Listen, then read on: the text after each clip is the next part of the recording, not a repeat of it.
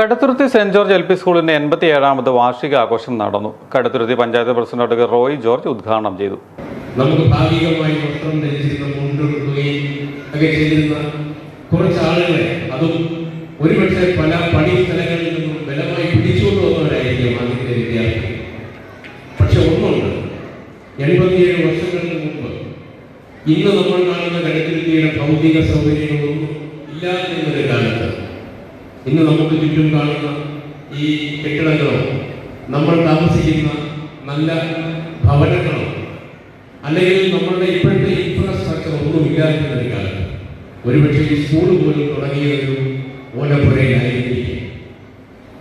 ഇതിൽ നിന്ന് നമുക്ക് മനസ്സിലാക്കേണ്ട ഒരു കാര്യം, അന്നത്തെ സാഹചര്യങ്ങളിൽ നിന്ന് മാറി ഇന്ന് കടുത്തുരുത്തി പ്രൗഢമായ നിലനിൽക്കുമ്പോൾ അതിൻ്റെ പിന്നിൽ പ്രവർത്തിച്ച ഒരു സ്ഥാപനമാണ്.